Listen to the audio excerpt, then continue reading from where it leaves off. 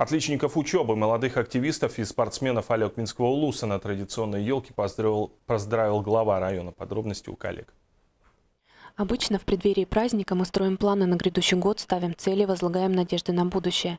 Ребята, которые собрались на ежегодной елке главы в городе Алекминске, активисты, спортсмены, отличники учебы, будущее нашего родного края. Постоянно выступаю, танцую везде, участвую. Мы уже не впервые выступаем. Занимали первые места по району. Вот недавно заняли первое место.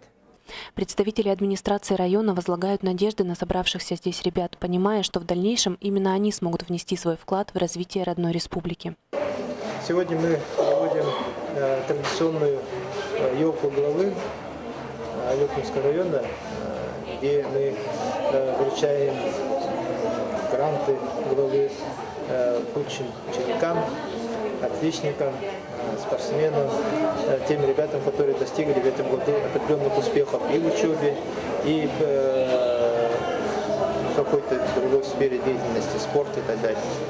Надеемся, что те, кого сегодня чествовали и награждали за успехи в творчестве, спорте и учебе, будут примером тем, кто хотел бы проявить себя, а в следующем году елку главы пополнят ряды достойных, смелых ребят, которые смогут достичь наилучших результатов в своей деятельности. На таких мероприятиях, чтобы дети более узнавали друг друга, знакомились, то есть раскрывались и какую-то связь устанавливали, самовыражались.